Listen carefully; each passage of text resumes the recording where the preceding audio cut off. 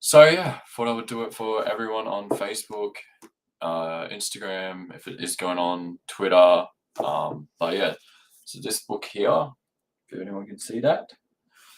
But yeah, that's the book I'm going to be reviewing. So pretty much, this is going to be exposing myself a bit for people who didn't know or didn't jump on the last one. Um, my ex always talked about how I didn't have any empathy and I needed to learn it, and I was just so reluctant on not learning it, and I just didn't think I could learn it. And I took that as a opportunity to learn and grow. So reading this book has really helped me become more empathetic, and I just want to share with you guys exactly what I've learned. I'll show you a few things. Hopefully, I'll cover a lot of it. But for people who really want to improve their relationship or become more empathetic, you need to you need to read this book.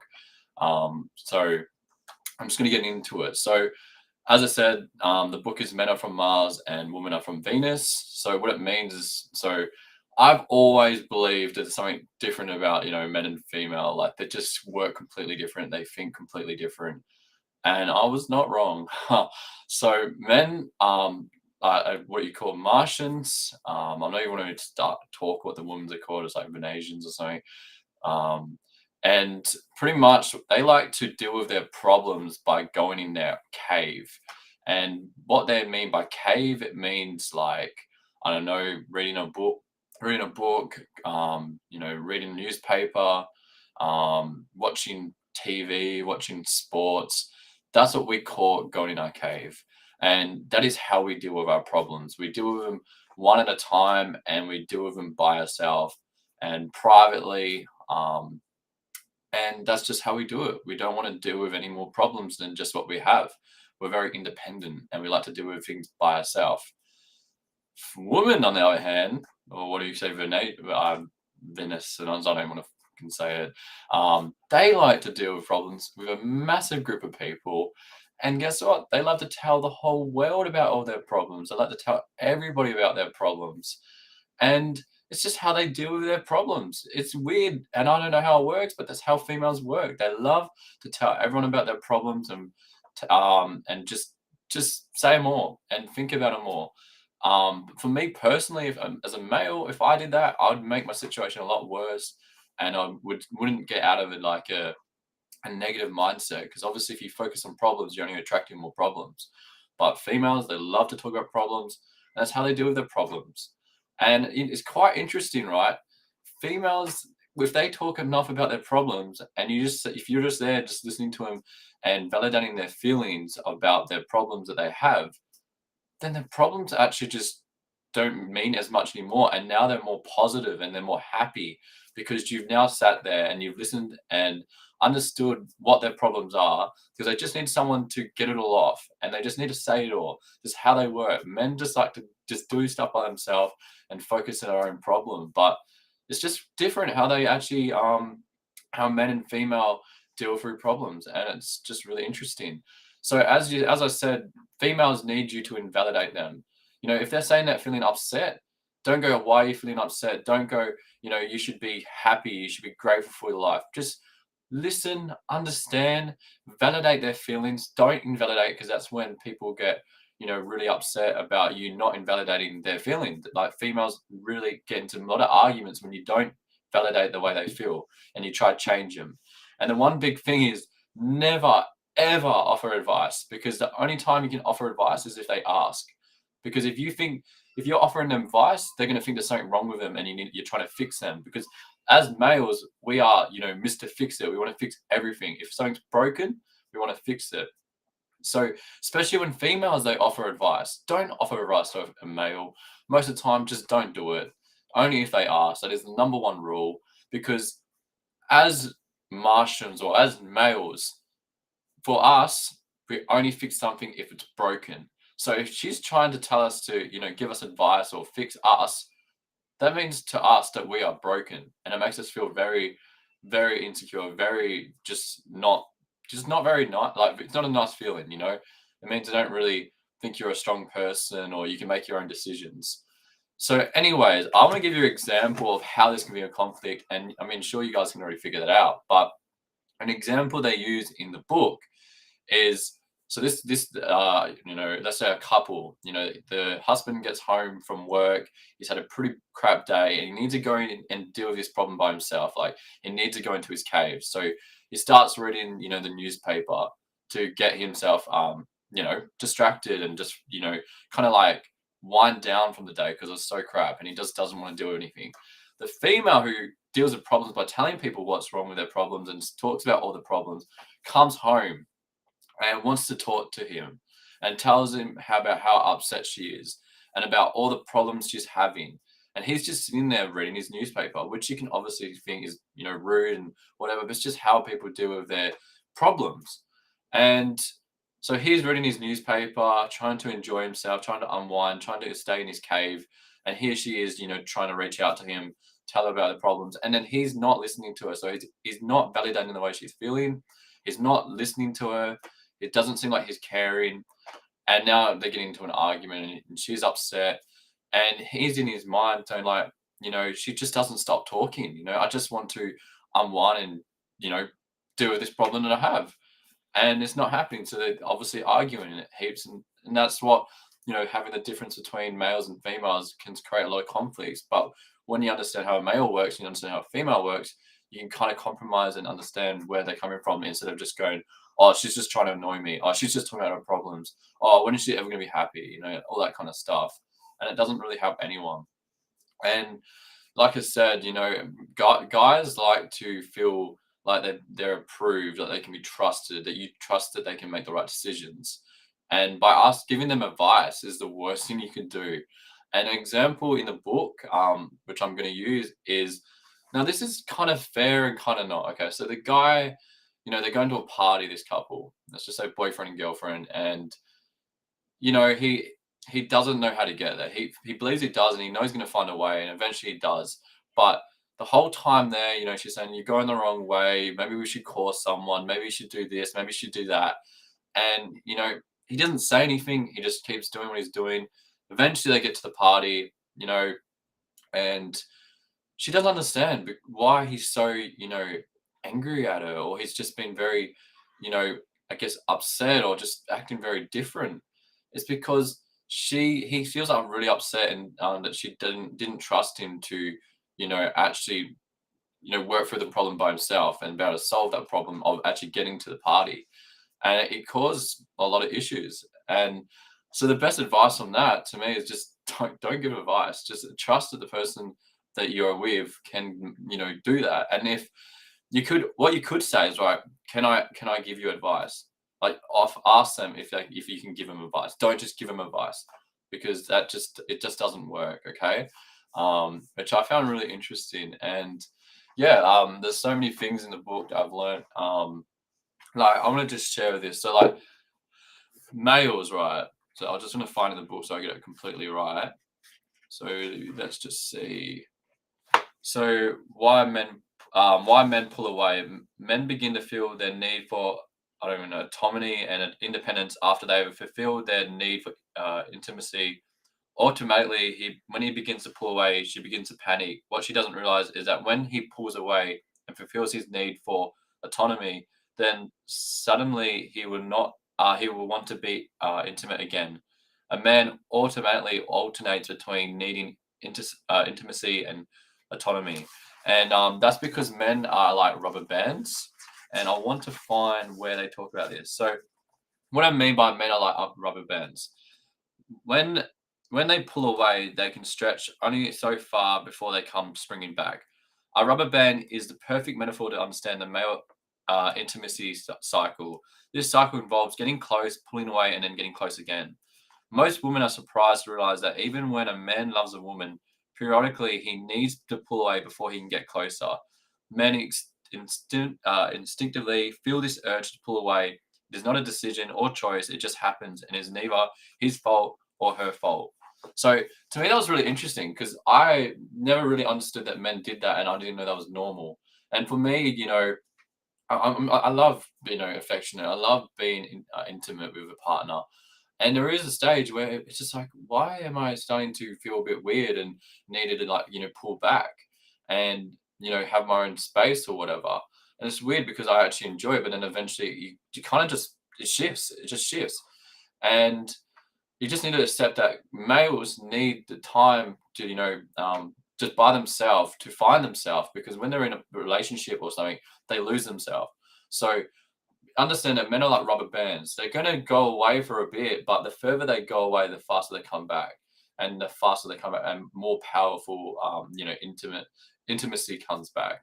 But what the mistake that a lot of females do is when the male is pulling back, they're trying to pull them back towards them, and they're asking questions, and they're resisting them from actually doing what they need to do, because that's just natural. That's how it works, and that actually causes a lot of issues.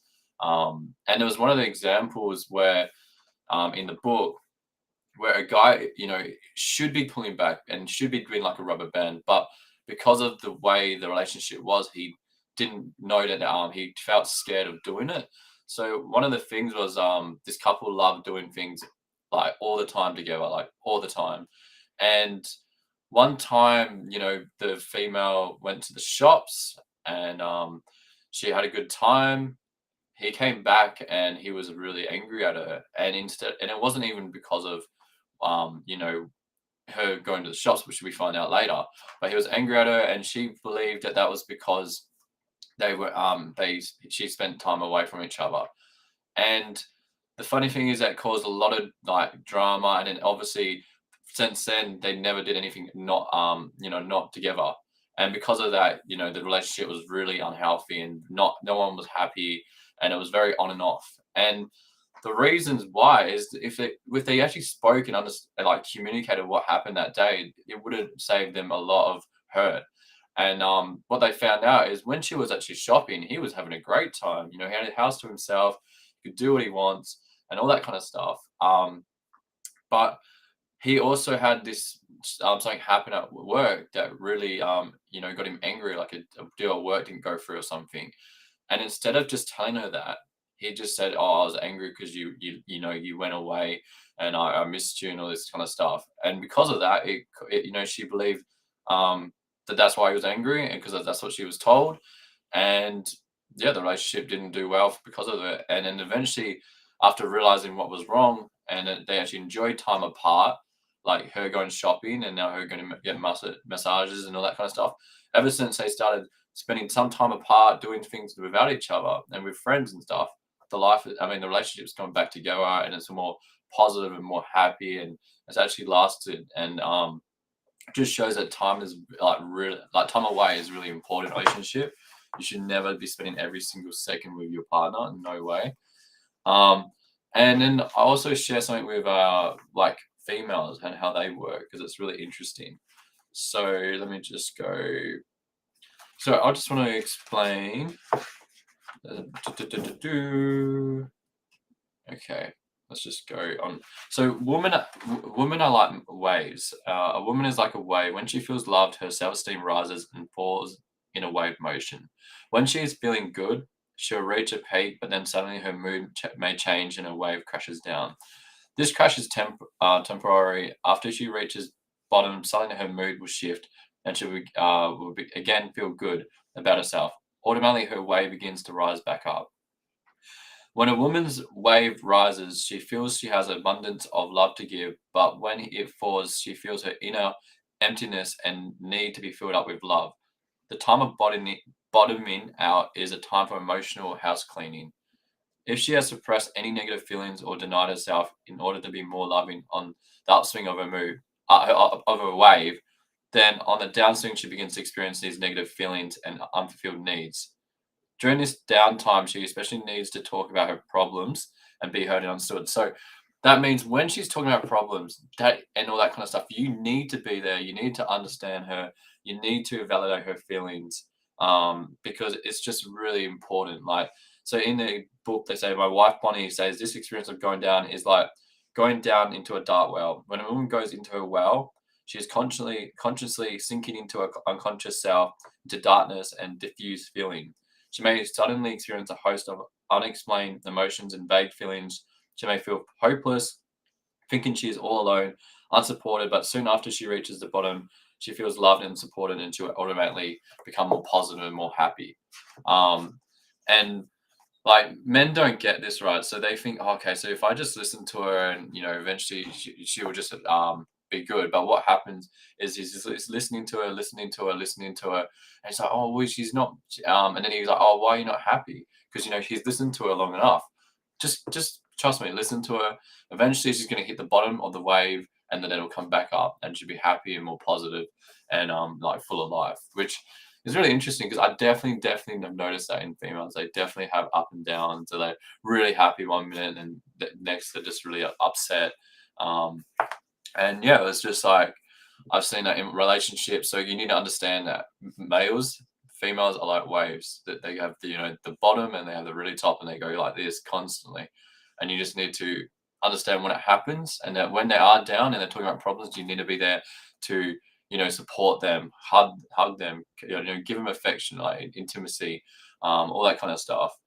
Now, there's 12 kinds of love, and there's six on the males and six on the female. And so for a woman, they need to receive caring love, understanding love, respect love, devotion love, validation love, reassurance love. And then the men, they need to receive trust love, acceptance love, appreciation love, admiration love, approval love, and encouragement. So it is somewhat different, but it is 100% true. I believe I would rather the right side than the left side, but that's just girls love that kind of stuff, which is yeah really interesting. So I'm just going to be going through the book, just showing you good important parts that I so this one was a really big one. So if anyone's on this, don't leave because I find that this is going to be a really common problem. So this is the anatomy of an argument. So a woman expresses her upset feelings about XYZ, so about a problem. A man explains why she shouldn't be upset about that problem, which is big no-no. So I definitely have done this. So she feels invalidated and becomes more upset. She is now more upset about you not validating her feelings than the actual problem. Um, and he feels, and then he after this, he feels more her disapproval and becomes upset. He blames her for upsetting him and expects an apology before making up. She apologizes and wonders what happened, or she becomes more upset and the argument becomes into a battle. So what you got need to learn there is as soon as she tells you about a problem and she's upset about it, validate her feelings, validate the problem. Don't like try to tell her to try. Don't try to fix it. Don't try to give her advice, and make sure to validate her feelings because that's the most important. Because if you don't validate her feelings, there's gonna be a lot more arguments than just that problem. Trust me, and it makes so much sense because I never realized how important it was to validate someone's feelings. Like no matter what it is, even if it's negative, no matter what, you need to validate because that's how they feel. And that if it's not how they feel like properly, then they'll realize that they'll go, okay, well maybe I'm not actually that upset, but you don't tell them that. Um, one critical pair of problems from which arguments arise is the man feels that the woman disapproves of his point of view.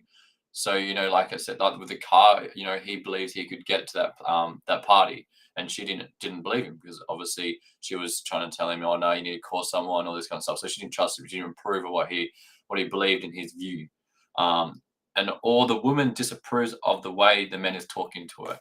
Yeah, so you don't make sure you really take notice of the way you talk to a female, like 100%. Now, obviously, if you're, yelling at her or you say it in a very, you know, I guess rude way, you're obviously not going to be. It's not going to be a good fucking time. Um, so I just want to give you an example where this stuff can happen. So, and this is like I can see this happening all the time. So, you know, the guy comes home from work late. When he arrives late, she says, "How could you be so late? Why didn't you call? What am I supposed to think?" And then, the message he has, there is no good reason for you to be late. You are irresponsible. I would never be late. I am better than you. And yeah, obviously that's exactly what he would be hearing. And then when he arrives late, she's upset. He explains there was a lot of traffic on the bridge, or sometimes life can't be the way you want, or you can't expect me to always be on time. What she has is you shouldn't be upset because I have these good and logical reasons for being late. Anyways, my work is more important than you are to a demanding. I don't know about you guys, but definitely I can see this situation happening all the time. She could say, I really don't like it when you are late. It is upsetting to me. I'd really appreciate a call next time you are going to be late. He says, I was late. I'm sorry I upset you. Most important is just to listen without explaining much. Try to understand and validate what she needs to feel loved. So, like, instead of her just saying, how could you be so late? She needs to explain how that made her feel and what he can do to make sure, he can improve. So, by saying, I really don't like it when you're late. It's upsetting me. So she didn't like that he was late, and it's upset her. And then next time, can you make sure to call me when you're late? So he gives a solution, and he's like, yeah, okay, look, I'm sorry for making you feel that way. I'll make sure to call you next time I'm going to be late. And then good, that never happens again. There's no argument from that. Um, Another one from this like exact same situation is when he doesn't respect her feelings and hurts her.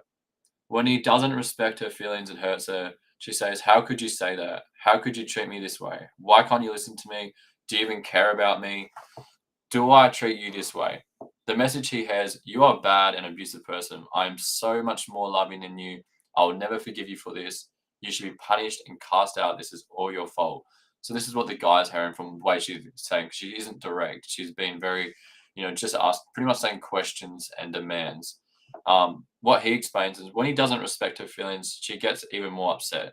He explains, look, I didn't mean that, or I do listen to you. Oh, wait, I actually skipped a part. No, I didn't.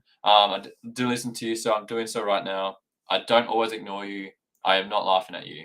What she has is you have no right to be upset. You are not making any sense. You are too sensitive. Something is wrong with you. You are such a burden. Obviously, some of this is a bit dramatic, but I can see where it's coming from. And then what she could say to make sure that this doesn't happen again, this argument, she could say, I don't like the way you are talking to me. Please stop, or you're being mean. I don't appreciate it. I want to take a time out, or this is not a way I wanted to have this conversation. Let's start over, or I don't deserve to be treated this way. I want to take a time out, or would you please not interrupt, or would you please listen to what I'm saying? A man can respond best to short and direct statements. So if you keep it short and you keep it direct, it's a lot easier for a guy to actually answer it. And he says, I'm sorry, you don't deserve to be treated that way. Take a deep breath and just listen to her response. She may carry on and say something like, you never listen. When she pauses, say, you're right. Sometimes I don't listen. I'm sorry, you don't deserve to be treated that way. Let's start over. This time we'll do better. Starting the conversation over is an excellent way to keep an argument from escalating. If she doesn't want to start over, don't make her feel wrong. Remember, if you give her the right to be upset, then she'll be more accepting and approving. Yeah, so like if you validate her feelings of being upset, then yeah, she's going to be more accepting and approving of the way you're feeling as well, which I think is really important. And like little things that you guys can do to make a difference in a girl's life is just if you know she doesn't like to be in a rush, make sure you leave enough time for an important date or whatever it is for her to have heaps of time to get ready. Make sure to organize dates. Don't just say, "Oh, let's do this on Friday." On that day, surprise her with flowers on special occasions. Clean her car. If you know she's really tired, offer to make dinner or do the dishes. Do whatever you can do to make her feel a bit more loved and appreciated. And the one thing is really important, like I didn't know, is I did and kind of didn't. Men and female have different way of scorecards in a way. So if you're giving and giving, if your female's giving and giving and giving, and the guy is not really giving, but you think by giving and giving that he's gonna start like giving back to you. So let's say you're doing all this stuff for him, but he's not doing as much to you. He feels like he's already even with you. So that's why he's not doing anything. But if you start pulling away in terms of like not doing too much, he'll start realizing, okay, I need to do something, and he'll like match it. But because of the way we think that, oh well, if she's not asking me to do anything, I'm not going to do anything. And also I wanted to share is like guys think that sometimes you need to find out what the female values more. So it could be money, it could be time spent, it could be just it could be gifts, it could be anything really. Could just be being there and supporting her. And they think that, oh, okay, so let's say the guy thought it was money. So the example in the book is this couple, and pretty much he's a doctor. He's making a lot of money, and he's like, okay, well, she should be really happy. I'm doing all this stuff for her. I'm bringing all this money in. So I should be, that's 30 points. So right, and then his income gets doubled. So his wife's still unhappy. He's got his income doubled, so that should be 60 points now. From the way he thinks, right? And he still realizes, why is she so unhappy? I'm making double the income. I'm bringing all this money in. Why is she not happy? Because she doesn't value money. And what he realizes, she values time spent with her, or time spent with the family. And he didn't know that. So the whole time he thought it was money, and it wasn't. So what he does, he starts spending less time on his business. He gets home an hour early, spends more time with it. And ever since doing that, now the relationship is a lot more happier. For 20 years this went on for. So you need to find out what your partner values more than anything, because that's really important. Because you might be thinking it's money, or you might be thinking it's something else, but it's not. So find out what that is and understand how they score you, I guess. Yeah, I think that was really interesting, because a lot of people get stuck up and think, oh, well, I'm bringing all this money in, and they think that's really important because they're a stay-at-home mum or whatever. But it's not. It's there's a lot more to that. So pretty much I will skip this bit here. I'm going to go into something different. What's this one here? Okay, so this one's I learned just yesterday, and this is not just for males. It's not just for females. This is like something you can use in everyday life, and ask friends or anything. So the thing is, in Venus, which is where the females are from, their motto is love is never having to ask. But in Mars, males don't think the same. Love is cool. It's not the same as how females see it. The way that men's work, if you want something done, you want some support, or you want a request, you got to ask for it. But in females, like in Venus, they don't have to ask. They just get support, because that's what love is. So you need to, what females need to understand is you got to ask if you want. It's not the same as how females just how are in Venus and stuff. Okay, so I'll give you examples. So the best time to ask for a request or something you want done for some support is you have to make sure it's the appropriate timing. Make sure they're not, busy doing something when you ask them that, because timing is crucial. Do it in a non-demanding attitude. Remember, a request is not a demand. If you have a request or a demanding attitude, and no matter how carefully you choose your words, he will feel unappreciated for what he has already given, and probably will say no. And be brief. Avoid giving him a list of reasons why he should help you. Assume that he doesn't have to be convinced. The longer you explain yourself, he will resist. And be okay with him saying no, because remember, it's a request. It's not a demand. So a request means it can be a yes or no. So what he may hear when she is indirect. So this is what I'm saying. Girls need to start being more direct, but I'm sure males are the same though. So what she could say is, would you pick up the kids? And then what she should not say is, the kids need to be picked up and I can't do it. So I hear that all the time. The kids need to be picked up. I can't go. And she expects him to answer that, really well. But what he hears is, if you can pick them up. If you can pick them up, you should. Otherwise, I feel very upset or not appreciated. Like another one would be, the groceries are in the car. And then instead of saying the groceries are in the car, a female should say, would you bring in the groceries? Because that asks, a question.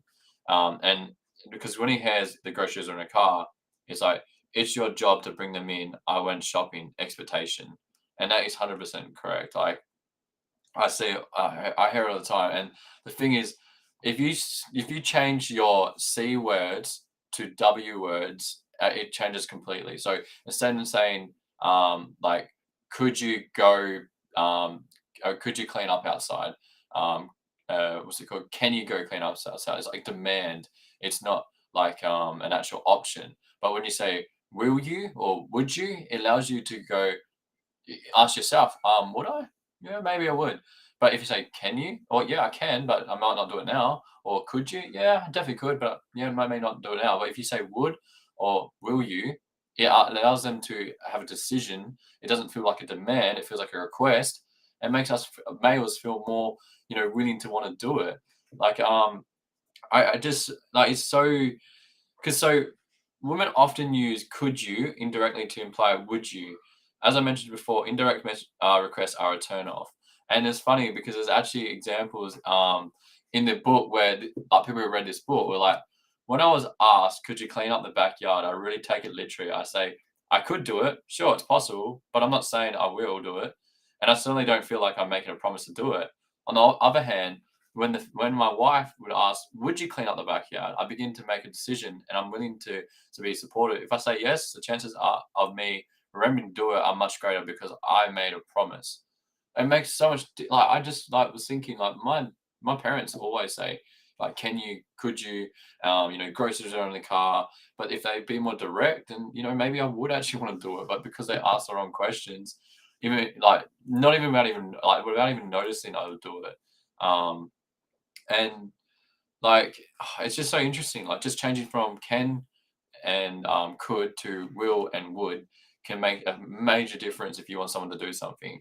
So I'll definitely be using it definitely in the future. So to ask a man for support, remember be direct, be brief, use would you or will you phrases. Um, so do say, would you empty the bin? Don't say the kitchen is a mess. It really stinks. I can't fit anything else into the rubbish bag. It needs to be emptied. Could you do it? This is too long and use as could. Like make it short and direct. Um, would you help me move this table? I can't move this table. I need to rearrange it before our party tonight. Oh, wait, no, that's just wait. What am I saying here? Oh, no, no, no, no, no. Oh, yeah, yeah. Instead of saying I can't, okay, so let's just go a different one. Okay, so the groceries one. I have 4 bags of groceries left in the car. I need that food to make dinner. Could you bring them in? This is too long, indirect, and users could. So say instead of saying that, you could say, would you bring in the groceries in from the car? There's so many of these, and it's so interesting how like literally when I think about it in my head, just changing those two like ways of saying it, it just changes everything. Um, and then a woman might ask a question. A woman might feel, why should I have to ask him when I don't require him to ask me? Answer is, remember, men are from Mars. They are different. By accepting and working with his differences, you will get what you need. If instead you try to change him, he will be stubborn and resist. Although asking for what you want is not second nature to females, you can do it without giving up who you are. When he feels loved and appreciated, he will gradually become more willing to offer his support without being asked at a later stage. Um, so I actually remember this being an example in the book, and I completely agree with it. So like, I'm actually just gonna get it exactly from. I'm just gonna take it exactly from this book. So let's say he's on his way to bed. You ask him, "Would you go to the store and get some milk?" In his response, he says, "Oh, I'm really tired. I want to go to bed." Instead of immediately letting him go off the hook by saying, "Okay," say nothing. Stand there and accept he's resisting your request. By not resisting his resistance, there is much greater chance he'll say yes. Because what females don't understand is when a guy, makes all these loud noises and gurrs and roar, like, he kind of like sighs and all that kind of stuff. That's just him making a decision. It's not him going no.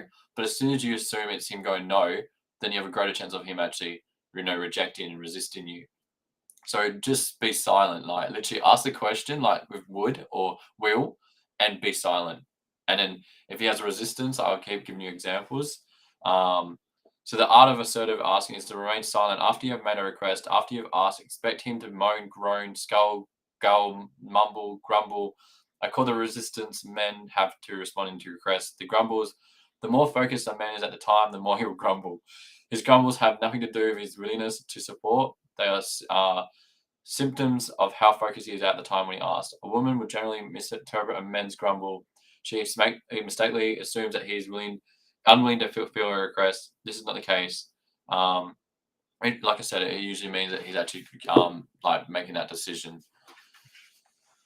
So when I'm so in our example, where he's headed for bed and you asked him to go to the store to get milk, he's likely to grumble. I'm tired, he says with an annoyed look. I want to go to bed. If you misunderstood this response as a rejection, you might reply, I made you dinner, I washed the dishes, I got the kids ready for bed. All you did was plant yourself on this couch. I don't ask them much, but at least you could do is help now. I'm so exhausted. I feel like I do everything around here. I can imagine so many times where myself and like, a partner would do that. Like they'd tell you about all the things they've done and, why you should do it. Don't try to convince anyone. The argument starts. On the other hand, if you know that grumbles are just often his way of starting to say yes, your response will be silence. Your silence is a signal that you trust he's stretching inside and about to say yes. And stretching is another way to understand a man's resistance to your request. Whenever you ask for more, he has to stretch himself. If he is not in shape, he can't do it. This is why you have to prepare for a man for step 3, moving through step 1 and 2. Okay, so I'm just going to skip all this because I already know about it all. But pretty much, it's really interesting, and I completely agree. So once all the grumbling and was all done, and he's finally made that decision to help you out and support you. At first, he might be a bit He might say yes, but not really happy about it. But by the time he's at the grocery shop getting the milk, and he's got it, he now feels like a really good about himself. He was really, great. I'm one of those guys who goes and helps his wife out, and I'm getting this milk. Look at me go, and they feel really good about it, right? They love that kind of feeling. And then the best thing you can do if you want him to keep doing this is you need to make sure he's that when he gets home that you appreciate him for what he's done, and show him your love and support for thank you so much for doing that. It means a lot. Just really make him feel good about what he did, because if he feels loved and cared for and appreciated for what he does, he'll be more likely to do it again. So now that you've pretty much programmed his mind to feel good about doing things like that you've requested him by requesting him properly, by asking them would you and will you, he will start saying yes more often without even knowing, and he would do it out of his own pleasure. And I completely agree. I don't do it enough, but I can see how that would work. If I felt like if I went and did something that I didn't want to do, but because I cared and supported about this person, and then when I got back, they appreciated me, and they instead of just going, oh, thank you, if they actually genuinely showed me that they appreciate what I did, then yeah, I would feel a lot better about what I've done, and I do want to do it again because I love that feeling of being appreciated and supported and all that kind of stuff. So yeah, I mean, I just also wanted to share also another one is which I forgot is when a male says I'm sorry, they think they've done something wrong, because that's how we've been brought up on Mars. That when we're saying sorry, that means we've done something wrong. But when females say I'm sorry, it just means that I understand. I mean, I understand how you feel. I care about how you feel. I care about how you feel. That is exactly what it means. So when a girl says, or when a female says I'm sorry, all they're saying is that they care about what you feel.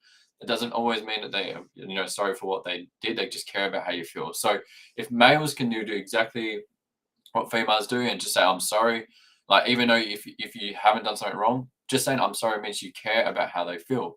So how much would that change the way you talk to your partner? A lot, right? I'm sorry this has gone for so long, but like I just wanted to get everything because it's a massive review. It's a great book, and there's just so much you guys can learn from reading books, 100%. And I'm going to come out of this with so much more empathy, so much more understanding of how females work. And I think that's really important. So if you're in a relationship and you're struggling, or things aren't right and you don't really understand why, and read this book, and it'll probably open up your eyes to realize what was wrong. And the last thing I want to say is when a guy needs space, like again, obviously let them have space, but guys, this is really important.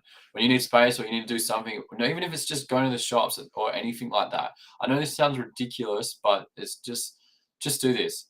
When you say something, okay, I'm going to go to shops, say the special words, I'll be back, because it makes a girl feel, know that they're going to be back. You're coming back. Feel more like secure and more supported and loved when you tell them that you'll be back. And it's really important that you say that. So yeah, I mean those special words, "I'll be back," from Terminator and shit. Definitely, it's pretty interesting. But yeah, I've learned so much. I highly recommend the book. I loved it. So thank you so much, Spencer, for sharing it with me. I never thought I'd be interested in learning about a book about how how males and females work. But yeah, I'm completely changed from it. So it's pretty cool. And I hope you guys really enjoyed that review of this book. I hope it inspires others to give this stuff a go that I've taught you. And I hope it inspires you to actually get the book and give it a read, because it's really important that you want to improve your relationships. Because if a man is receiving more love and a female, the relationships can be great, and then that impacts other people's lives. And then obviously now, because I know this stuff, when I know anyone's having like relationship problems, I've got advice I can give them. But obviously, I'm going to ask though. I'm going to ask, do you want some advice? I'm not going to give advice. I'm going to ask, do you want some advice? And yeah, I also make sure I'm going to validate people's feelings. And whether it's females, whether it's males, I'm going to make sure that I validate their feelings 100%. So definitely going to help me in life. So great book, and I highly recommend it. I hope everyone has an amazing day, and thank you.